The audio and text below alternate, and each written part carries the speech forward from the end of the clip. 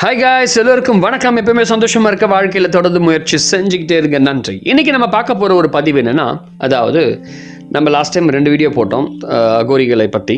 So இன்றைக்கி 3rd video. அதாவது போன தடவை பாபா கினராம் அப்படின்ற ஒருத்தர் வரலாற்றில் பதிவு செய்யப்பட்ட ஒரு அகோரியை பற்றி பார்த்தோம். அதே போல் வரலாற்றில் பதிவு செய்யப்பட்ட ஒரு அகோரியை பற்றி இன்னொரு அகோரியை பற்றி பார்க்க போகிறோம். இவங்க யாருன்னா அகோரேஸ்வரர்கள் அப்படின்னு அர்த்தம். இவங்க அகோரிகளின் ரகசியங்களை உணர்ந்து அவற்றில் ஆளுமை கொண்ட யோகிகள் அகோரேஸ்வரர்கள் என்று அழைக்கப்பட்டாங்க. அகோரிகளின் குருவாக சக்தி வாய்ந்ததா இருந்தது அவங்க சீர்திருத்தங்களுக்கு செய்து முறைப்படுத்தியது யாருன்னா பாபா கினராம். அப்படியே அழைக்கப்பட்டதில் வியப்பொன்றும் இல்லை. ஏன்னா பாபா கினராமை தொடர்ந்து அகோரிகள் தலைமை பீடத்திற்கு பினக்ராம், பிகாம் ராம் போன்றவர்கள் பெயரளவில் மட்டுமல்லாமல் அகோரேஸ்வரர்களாக வாழ்ந்தும் சென்றிருக்கிறாங்க. இந்த அகோரேஸ்வரர்களாக உயர்ந்த தந்த தலைமை பீடாதிபதிகள் தூக்கத்தில் என்ன பண்ணாங்கன்னா அகோர மார்க்கத்தில் இருந்தவர்களாக இருக்கல. பினக்ராம் கபீர்பந்தி என்று அழைக்கப்பட்ட கபீரின் ஆன்மீக வழியை பின்பற்றுவராக ஆரம்ப கட்டத்தில் இருந்திருக்கிறாரு. பிகாம் ராம் வைஷ்ணவராக இருந்திருக்கிறாரு. பிற்காலத்தில் தான் அகோர மார்க்கத்தில் ஈர்க்கப்பட்டு அகோரியா மாறி பின் அகோரேஸ்வரர்களாக உயர்ந்திருக்கிறார். அவர்களுடைய குரு பாபா கிராமை போலவே அவர்கள் சிவனை வணங்குவதற்கு இணையாக விஷ்ணுவை வணங்கினாங்களாம். அப்படியே அவங்கள தொடர்ந்து அந்த தலைமை குருக்கள் பாபா ராஜேஸ்வர் ராம் அவர்களோட ஒரு பெண்மணி தனக்கு குழந்தை பிறக்கலை அப்படின்னு குடும்பத்தில் உதாசீனப்படுத்திக்கிட்டே இருக்காங்க. ரொம்ப மன வருத்தத்தில் இருக்கிறாங்க. மனம் இறங்கிய பாபா ராஜேஸ்வர் ராம் அந்த பெண்மனிடம் ஸ்ரீமன் நாராயணா தியானித்தபடி சொல்லிக்கிட்டே அப்படின்னாரு. கொஞ்சமாகவும் தியானிச்சுக்கிட்டே இருக்கிறாங்க. தொடர்ந்து தியானிக்கிறது. நீங்கள் சைவர் வைணவர்கள் தங்கள் தீவிர பற்றியினால் சண்டையிட்டு கொண்ட காலகட்டத்தில் அந்த டைமில் இந்த மாதிரி தியானம் பண்ணிக்கிட்டே இருந்தாங்க. குழந்தை வேணும். அவங்க ப்ரெக்னென்ட் ஆகிட்டாங்களாம். ஒரு ஆச்சரியமான ஒரு விஷயம் அது. அந்த பீரியட்லேயே அகோரேஸ்வரர்கள் இருந்தார்கள் அப்படின்னு கவனிக்க வேண்டிய ஒரு செய்தி, சண்டை போடுற காலகட்டத்தில். அப்புறம் பாபா ராஜேஸ்வரரின் சீடரும் அடுத்த தலைமை பீடாதிபதியாக அகோரேஸ்வரர் பாபா பகவான் கிரான் அப்படின்ற அடுத்தபடியாக மிகவும் பிரபலமானவர். பகவான் அதாவது பாபா கிரானுக்கு அதே போல் பிரபலமான இருக்கிறவர்கள் பகவான் தாஸ். இவர் சர்க்கார் பாபா என்று அழைக்கப்பட்டாராம். இதெல்லாம் வரலாற்றில் பதிவு செய்யப்பட்ட ஒரு விஷயம். அகோரேஸ்வரர் பாபா பகவான் தாஸ் 1937ஆம் ஆண்டு பீகாரில் போஜ்பூர் மாவட்டத்தில் ஒரு சிறிய கிராமத்தில் பிறந்தார். அவர் பிறப்பதற்கு முன்னாடி அவருடைய தாயார் கனவுல அவர் வயிற்றில் இருந்து பிறக்கும் குழந்தை சாதாரண குழந்தை இல்லை, இறைவனுடைய அம்சம் யாரோ சொல்வதாக அவங்க உணர்ந்தாங்களாம். சிறிது நேரத்தில் குழந்தை பிறக்க வந்துருச்சான் குழந்தை. அவர் கனவில் என்ன நினைச்சாங்களோ அதே மாதிரி அந்த டைம்லேயே குழந்தை அவங்க ஃபீல் பண்ணதில் நடந்துச்சு. அதுக்கப்புறம் பகவான் தாஸுக்கு 5 வயதாக இருக்கும்போது அவருடைய தந்தை காலமாகி விட்டார். பகவான் தாஸ் தாத்தா பாட்டியிடம் வளர்ந்தாங்க. அப்புறம் அவங்க பாட்டி ரொம்ப செல்லமாக அவர் பகவான் தாஸ் இருக்கிறாரு. பள்ளி படிப்பில் அவ்வளவு ஆர்வம் அவர் காட்டல. ஆன்மீக நூலில் படிக்கிறதும், கோயிலுக்கு போகிறதும், புனித ஸ்தலங்களுக்கு போகிறதும், தியானிக்கிறதுக்கும் அவருக்கு ரொம்ப பிடிச்சிருந்தது.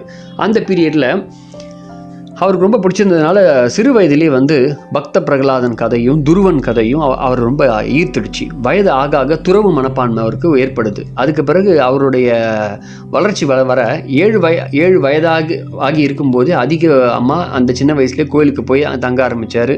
அங்கே இருக்கிறதே அரிதாக சாப்பிட்டாங்க, பிரசாதம் இருக்கிறத அங்கே சாப்பிட்டுட்டு வாழ்ந்துட்டு இருப்பார். அது மட்டும் இல்லாமல் தியான நிலையில் இருந்தாருன்னா அது கூட சாப்பிட மாட்டாராம்.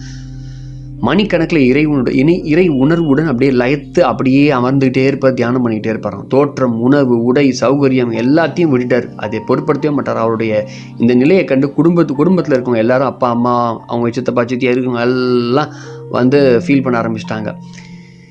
சரி, இவர் என்ன பண்ணிட்டாருன்னா எல்லாரும் கஷ்டப்படுறாங்களே, சகிக்க முடியலன்னு சொல்லிட்டு ஊரை விட்டு வெளியே போகிறார்.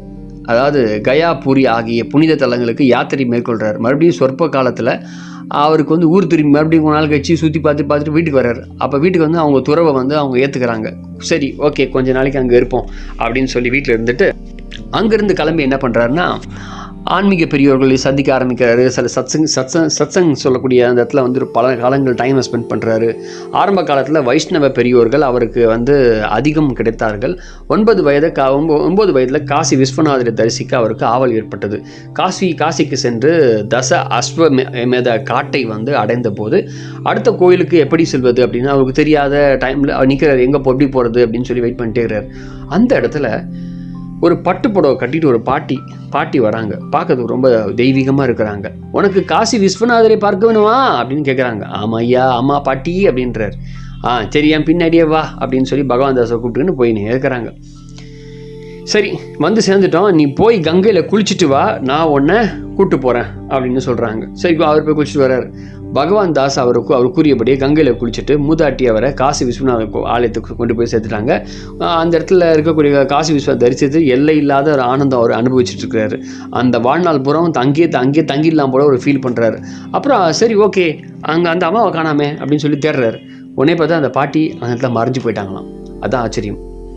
அவங்க யார், எதுக்காக வேணும், எப்படி இங்கே கூட்டின்னு வந்தாங்க, எப்படி இப்போ எதுவுமே புரியல அவருக்கு. சரி ஓகே, அங்கே வந்து அந்த ஹரிச்சந்திர காட்டில் அப்போதைய அகோரிகளின் தலைமை பீடாதிபதியான பாபா ராஜேஸ்வரான ராமை அவர் சந்திக்கிறார். அந்த சிறு வயசில் இருக்கும்போது ஆன்மீக தேஜஸை வந்து அவர் கவனிக்கிறார். பாபா ராஜேஸ்வர் ராம் அவருக்கு அகோர தீட்சையை கொடுத்து அவர் பேரை வந்து பாபா பகவான் ராம் அப்படின்னு மாற்றுறாங்க. அங்கேயே ஒரு 3 வருடங்கள் அங்கேயே இருந்து அகோர ரகசியங்கள் எல்லாத்தையும் கற்றுக்கிட்டு பாபா பகவான் ராமால் அவருக்கு மேலும் அங்கேயே தங்கிவிட முடியல. அதனால் மெய்ஞான அவருக்கு அந்த வெறி வந்து அதிகமாகுது. அந்த நிலையை அடையணும்னு சொல்லி அவர் ட்ரை பண்ணுறாரு. 12ஆம் வயது வரும்போது அங்கேருந்து கங்கைக்கு அங்கே போய் ட்ராவல் பண்ணுறாரு. மறுபடியும் கங்கை புனித நதியோரம் வந்து அப்படியே ட்ராவல் பண்ணிட்டே இருக்கிறாரு.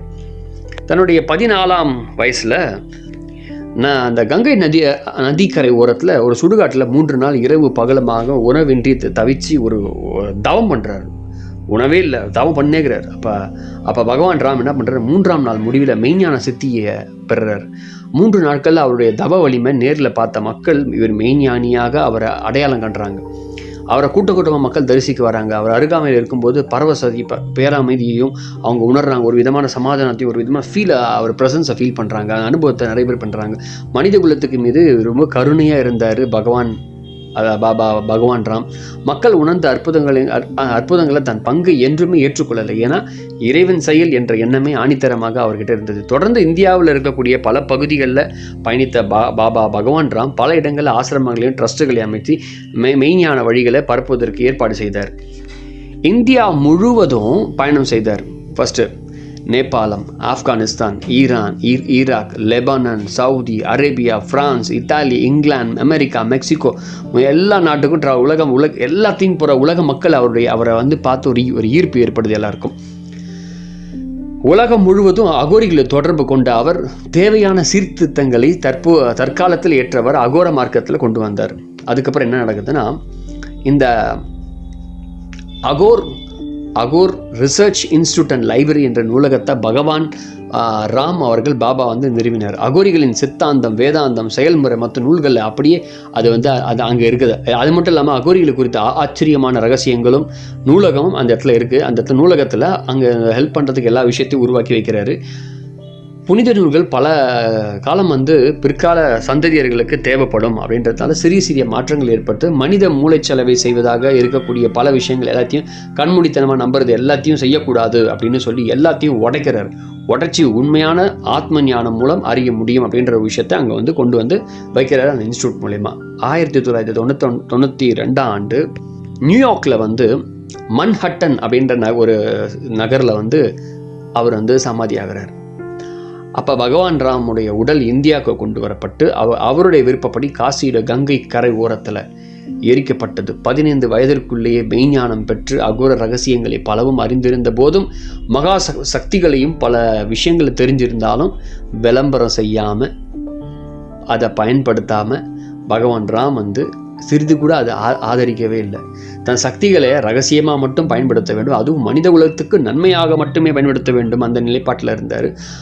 அவர் வாழ்க்கையை ஒரு மகானாகவே வாழ்ந்து தன் வாழ்க்கையை முடித்தார். இது வரலாற்று ஆசிரியர்களால் சொல்லப்பட்ட ஒரு விஷயம். இது வந்து நிஜமாக வாழ்ந்த ஒருவர் பகவான் ராம்.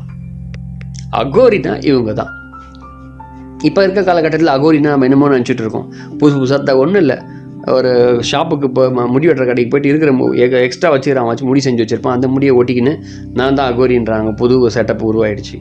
ஸோ இது மாதிரி புதுசாக வந்துன்னேங்கிறாங்க. இதெல்லாம் அகோரிகள் மார்க்கம் கிடையாது. அகோரி மார்க்கம் என்பது ஒரு ஆச்சரியமான, நம்முடைய சமுதாயத்துக்கு ஒரு நல்ல மாற்றத்தையும், அந்த சமுதாயத்துக்கு ஒரு நல்ல மாற்றத்தையும், அகோரியாக இருந்தாலும் அகோரிக்குள்ளே இருக்கக்கூடிய ஒரு மாற்றத்தையும் ஏற்படுத்தி அற்புதமான வேலைகளை செய்யக்கூடிய செயலை ஏற்படுத்துறது தான் அதில் முக்கியமான ஒரு விஷயமா இருந்தது. அதை அவங்க செய்தாங்க, சாதிச்சாங்க கூட.